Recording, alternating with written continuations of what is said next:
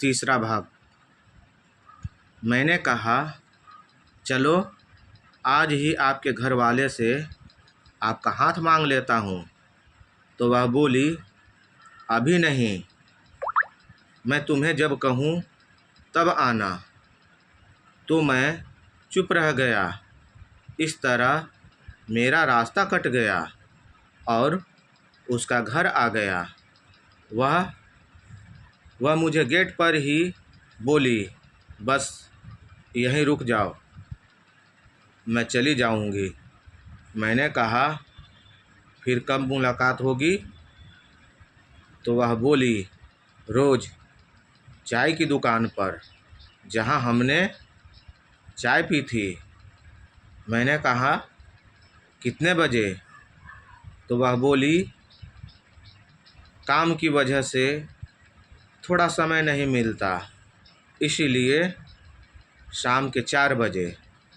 मैंने उसे बाय कहा तो वह मेरे पास आई और गालों पर एक चुम्बन लेकर बोली, बाय।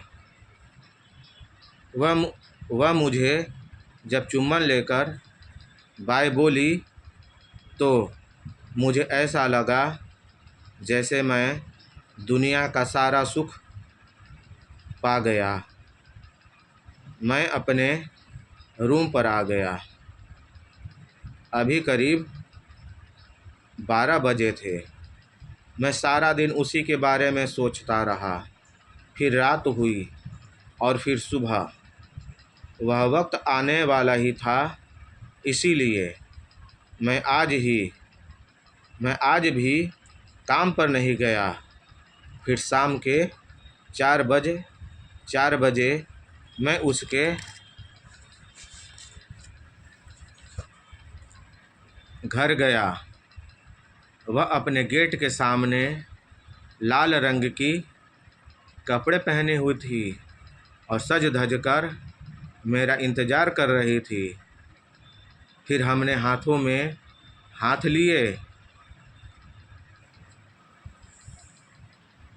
हाथ लिए उस चाय की दुकान के पास जाकर बैठ गया और बोला, भाई 2 चाय देना।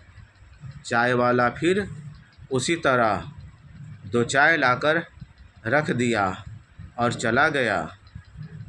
हमने चाय पी और चाय वाले को पैसा दिया और चलने लगा। तो चाय वाले ने कहा, भैया आप बहुत अच्छे मालूम पड़ते हो। मैंने कहा, थैंक्स। हम दोनों ने बगल के ही कुछ दूर पर एक पार्क में जाकर बैठ गए और मैं अपना सर उसकी गोद में रखकर उसकी ही तरफ देखने लगा। वह भी मुझे प्यार करने लगी। इस तरह हम दोनों का मिलना जुलना रोज़ की तरह, चाय पीना और पार्क में जाकर बैठना। पार्क में वह मुझे इतना प्यार देती थी कि मुझे कभी किसी से नहीं मिला। वह मुझे दिलो जान से प्यार करने लगी थी और मैं भी उसे प्यार करने लगा था। मैंने उसके साथ अपना सारा जीवन गुजारने का फैसला भी कर लिया था। यह जीवन सिर्फ उसके ही नाम था। मैं कभी काम पर जाता तो मेरा मन भी नहीं लगता था और मैं जल्द ही वापस आ जाता था। कुछ करने को मन ही नहीं करता था। शायद मैं उसके प्यार में पूरी तरह पागल हो चुका था।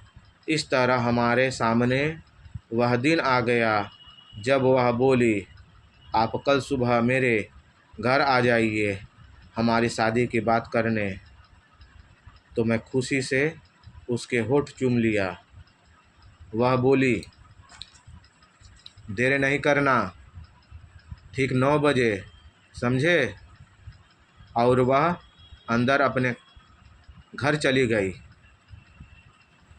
मैं अपने रूम पर आया तो कल का ही इंतज़ार करने लगा। और वह कल आ गया और वह कल आ गई। हमारा मिलना जुलना और उसका पहला मुलाकात। मैं सोच रहा था कि आज से पूरे 10 दिन होंगे ना, और मैं मुस्कुरा दिया। तो मेरे दोस्त ने कहा, क्या बात है, मन ही मन मुस्कुरा रहे हो, कोई ख़ास बात है क्या? तो मैंने कहा, कुछ नहीं, शाम को बतलाऊंगा, अभी मुझे निकलना है। मैं तैयार होकर सीधा उसके घर गया तो मैंने देखा उसके घर के बाहर और घर की उसके घर के बाहर और घर तक बहुत से लोग आ जा रहे थे। मैंने एक आदमी से पूछा, कविता गुप्ता का घर है यही है ना? कविता गुप्ता का घर यही है ना? तो वह बोले, हाँ यही है कविता का घर। मैंने पूछा, उनके पिता कहाँ है? तो वह बोले, वह रहे गिरधर गुप्ता। मैंने देखा वह सफ़ेद रंग के शर्ट और धोती पहने हुए थे और उसका सर मुंडवाया हुआ था। वह सभी लोगों का स्वागत कर रहे थे। सभी लोग उनके सामने हाथ जोड़कर आ जा रहे थे। मैंने उसके पास जाकर बोला, अंकल नमस्ते। तो वह बोले, नमस्ते। फिर मैंने पूछा, अंकल कविता कहाँ है? तो वह बोले, क्या कविता?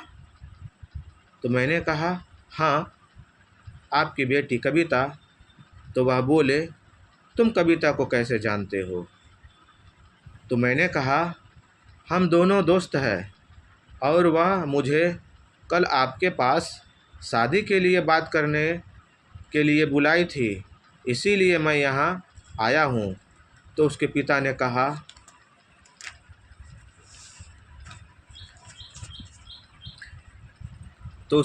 ने कहा, कविता को तो मरे आज 10 दिन हो गए हैं और आज उसका श्राद्ध है। यह सुनते ही मेरे पांव तले ज़मीन खिसक गई, मानो मुझे कुछ हो गया। और मैं थोड़ी देर के लिए वहीं कुर्सी पर बैठ गया। मैंने अपना होश संभाला और उसके घर पर जाकर देखा तो कविता के फ़ोटो के ऊपर जूही के माला चढ़ाए हुए थे और उसके सामने 2 गुलदस्ते और अगरबत्ती के कुछ धुएं उठ रहे थे।